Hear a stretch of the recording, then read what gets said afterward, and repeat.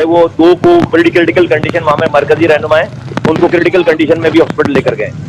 तो आप पर भी कोई हमला किया गया है मुस्तफा साहब? जी जी जी, हम पर स्ट्रेट फायर मारे इस भाई की गाड़ी पे, और हम पर स्ट्रेट फायर मारा है, हम पर स्ट्रेट फायर मारे। नाज़रीन किराम, पाकिस्तान की सियासत में खूनी खेल का आगाज हो चुका है। टीएलपी के सरबराह हाफिज साद हुसैन रिजवी पर सीधे फायर किए गए हैं।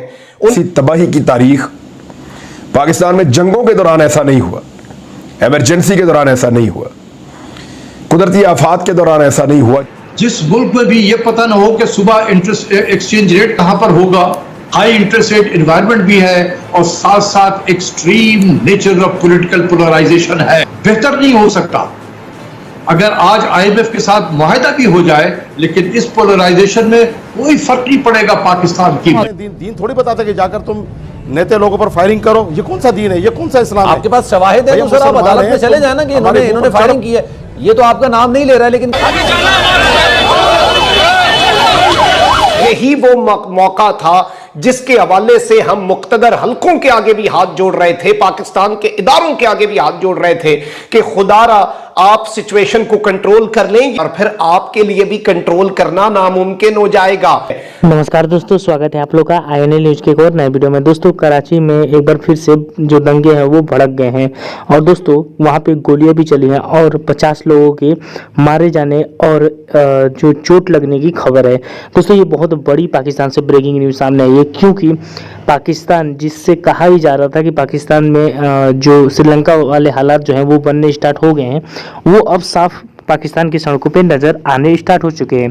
क्योंकि यहाँ पर सबसे बड़ी बात यह है कि जो साद रिजवी है उसके फॉलोअर्स और जो पाकिस्तानी गवर्नमेंट है उनके बीच में ये झड़प हुई है। और सबसे बड़ी बात यहाँ पे यही है कि इमरान खान, जो कि अपने गवर्नमेंट में जब इन लोगों ने प्रोटेस्ट किया था तो जो साद रिजवी उसको जेल में बंद कर दिया था और कहा था इमरान खान ने कि ये सब गलत है और इस पार्टी को बैन किया जाए, और कुछ दिनों के लिए बैन भी किया गया था। लेकिन आज जब वो गवर्नमेंट में नहीं है तब इनको बहुत ज़्यादा सपोर्ट कर रहा है, और सपोर्ट इसलिए कर रहा है क्योंकि आपको पता होगा कि इमरान खान जो है वो चारों तरफा जो है वो खेल खेल रहा है। एक तरफ तो इंटरनेशनली जिस तरीके से उसका ये कहना है कि हमारे देश को झुकाया जा रहा है, हमारे देश को दबाया जा रहा है, उस प्रकार की सियासत खेल रहा है। और दूसरी तरफ जो मजहबी सियासत है उसको भी खेल रहा है। लगातार आपने देखा होगा कि जब भी वो कोई भी कुछ भी स्टार्ट करते हैं तो उससे पहले वो कुछ ना कुछ जो भी बुलवाना होता है वो बुलवाते हैं। पहले ऐसा नहीं हुआ करता था, तो इससे तो ये काफ़ी समझ में आता है। तो चलिए पहले वीडियो में आगे बढ़ते हैं, देखते हैं कि पाकिस्तानी मीडिया जो है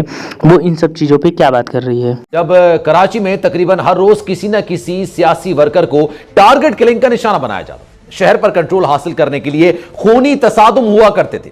सियासी जमातें अपनी अपनी इजारादारी कायम करने के लिए एक दूसरे से रस्साकशी किया करती थी। मगर कुछ सालों पहले कानून नाफिज करने वाले इदारों की जानिब से ऑपरेशन के बाद कराची में इस तरह के वाकयात और शहर के हालात दोनों खराब होना तकरीबन खत्म हो चुके हैं। लेकिन आज एनए 240 के ज़िमनी इलेक्शन ने माजी की कई तल्ख यादों को ताज़ा कर दिया है। पोलिंग के दौरान सियासी जमातों के दौरान तसादुम भी हुआ। एमक्यूएम पाकिस्तान, पीएसपी, टीएलपी और महाजिर कौमी मूवमेंट आमने सामने आ गए। तो हुआ यह है कि पीएसपी के जो सदर है मुस्तफा कमाल साहब की जो पार्टी है उसके सदर अनीस कायम खानी ने तहरीके लब्बैक को धमकी दी, क्योंकि तहरीके लब्बैक के सरबराह हाफिज साद हुसैन रिजवी खुद यहां पर अपने कैंडिडेट के लिए कैंपेन कर रहे थे, अपने कैंडिडेट के लिए यहां पर मैदान में थे, और उन्होंने उन्हें धमकी दी। अब इसके ऊपर जारी बात है, बहुत ज्यादा कह सकते हैं कि इतना आसान नहीं है कि आप टीएलपी को धमकी दे दें, टीएलपी के ऊपर हमला कर लें और रिस्पांस ना आए, और रिस्पांस सिर्फ बातों का नहीं, क्योंकि वो फिर ईंट का जवाब पत्थर से देते आए हैं। ट्रैक रिकॉर्ड भी उनका यही है। और इस सारे मामले में पीएसपी के लोगों की तरफ से ये फायरिंग हो सकती है। इस फायरिंग के अंदर और बड़े मामलात हुए, फायरिंग काफी देर तक जारी रही, और टीएलपी के जो सरबराह हाफिज साद हुसैन रिजवी, उनकी जो गाड़ी का सामने वाला शीशा होता है उस पर सीधे सीधे फायर देखे जा सकते हैं। 2 मरतबा फायरिंग हुई, एक मरतबा फायरिंग रुकी, फिर दूसरी मरतबा उनकी गाड़ी के ऊपर सीधे फायर। अब देखिए इसमें वो जख्मी भी हुए हैं, और इत्तलात ये है कि एमकेएम और पीएसपी के कारकुनान भी यहां पर लड़े, उनके दरमियान भी लड़ाई हुई। तो इनको लाने वाले हैं, जो इनको यहां लाकर मुसल्लत करने वाले हैं, जो इनके हैंडलर्स हैं, सहूलतकार हैं, जिन्होंने इनको फायदा दिया है और जिन्होंने इनसे फायदे लेने हैं, वैसे उन सब के ऊपर आपको जो है बदुआएं भेजनी चाहिए। एक आम आदमी को, सिर्फ इनको लाने वालों को भी कहें और उनको भी पूछेंगे ये आप लोगों ने क्या किया इस कौम के साथ।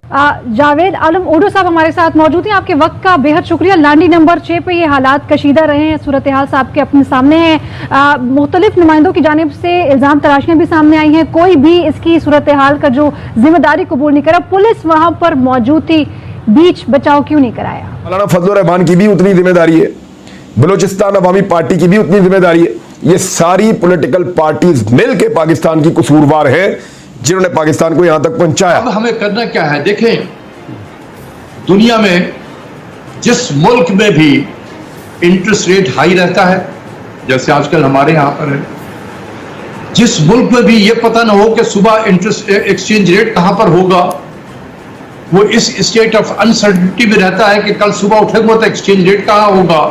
हाई इंटरेस्ट रेट एनवायरनमेंट भी है और साथ साथ extreme nature of political polarisation है। जीतता है उसके हवाले करें मुल्क एक बहुत बड़ा अनसर्टेन सिचुएशन से हमें निजात मिल जाएगी। बाकी फिर हम पे जो भी लोग होंगे आएंगे हुकूमत में, वो किस तरीके से अपनी माशी पॉलिसी को चलाते हैं वो चलाएंगे। लेकिन इस सियासी गर्दाब से निकलने का यही एक तरीका है, जितना आप डिले करेंगे उतने ही पाकिस्तान की मईशत पे दबाव बढ़ता जाएगा। बेहतर नहीं हो सकता अगर आज IMF के साथ मुआहदा भी हो जाए, लेकिन इस पोलराइजेशन में कोई फर्क नहीं पड़ेगा पाकिस्तान की मईशत। खासता ये चीज़ें इसी तरह चलती हैं, किसी के कोई भी सुनने के लिए तैयार नहीं होता इसको, और ईगो और वो जो अपनी अना है उसी में हम चलते हैं। तो खुदा ना खास्ता हमारा जो दुश्मन है वो तो इससे बहुत फायदा नहीं उठा लेगा डॉक्टर साहब। कहीं ऐसा ना हो कि ये इररिकवरेबल हो जाए। इसलिए मैं तमाम जो लोग हैं साहिब इक़्तिदार जो इस मुल्क में मैटर करते हैं, मैं उनके सामने हाथ जोड़कर अपील करता हूं कि खुदा के वास्ते मुल्क इस तरीके से नहीं चल सकता है जिस पॉलिटिकल पोलराइजेशन में आज मैंने अपनी जिंदगी में कभी इतनी सियासी तनाव नहीं देखी थी जो आज मैं देख रहा हूं। लिहाजा जितनी जल्दी हो free fair and transparent, no hanky panky, जो वो मुल्क कभी भी तरक्की नहीं कर सकता है। लिख लें आप, वो मुल्क कभी भी तरक्की नहीं कर सकता। दोस्तों, जैसे कि आपने इस वीडियो में देखा कि कैसे पाकिस्तानी मीडिया जो है वो बौखलाई हुई, क्योंकि किसी भी देश में जब दंगे होना स्टार्ट हो जाते हैं, और ख़ास करके पाकिस्तान में जब दंगे स्टार्ट होते हैं तो उसमें लोग हैं उनकी काफ़ी कत्लें होती हैं। और इस बार भी यही खबर है कि 50 लोगों से ज़्यादा जो है वो मारे जाने और जो घायलों की संख्या वो इसमें बताया जा रहा है। लेकिन दोस्तों, सबसे बड़ी बात यहाँ पे ये है कि ये जो दंगा जो भड़का है इसमें जो PTI है उसका भरपूर हाथ है, और गवर्नमेंट ने साफ तरीके से कहा है कि अगर इसी प्रकार जो है वो PTI इन लोगों को सपोर्ट करती रही तो फिर जो एक्शन है वो PTI पे भी लिया जाएगा। दोस्तों, सबसे बड़ी बात ये भी है क्योंकि जिस प्रकार से महंगाई बढ़ी है उससे तो अभी आम लोगों में गुस्सा है ही, क्योंकि पाकिस्तानी आवाम जो है वो लगातार 4 सालों से पाकिस्तान में महंगाई झेल रही है। उसके पहले भी महंगाई थी, लेकिन जिस प्रकार से 4 सालों से महंगाई झेल रही है उस तरीके से पाकिस्तानी आवाम ने 75 सालों में नहीं झेला हुआ है। ये बात तो बिल्कुल सही है, और इसीलिए पाकिस्तानी आवाम जो है वो गुस्से में भी है। लेकिन इस प्रकार का जिस प्रकार से इन लोगों ने अभी दंगे भड़कने स्टार्ट हो गए हैं, इससे ये पता चलता है कि पाकिस्तान जो है वो सिविल वार की तरफ जा रहा है, और पाकिस्तान की हर गली में सिविल वार जो है वो कुछ ही दिनों में होना स्टार्ट हो जाएंगे। और ये सब कहीं ना कहीं इन सब चीज़ों से नज़र आता है, क्योंकि इमरान खान ने जिस प्रकार से लोगों को बांट दिया है उससे भी इन सब चीज़ों को पता चलता है। तो चलिए तो दोस्तों, बस आज की वीडियो में इतना ही। आई थिंक कि आप लोगों को वीडियो अच्छा लगा होगा। तो अगर आपको वीडियो अच्छा लगे तो वीडियो को लाइक और हमारे चैनल INL न्यूज़ को जरूर सब्सक्राइब करें, क्योंकि हम आपके लिए ऐसी वीडियो लाते रहते हैं। तो मिलेंगे किसी न्यू वीडियो के साथ, तब तक देखते रहिए INL न्यूज़।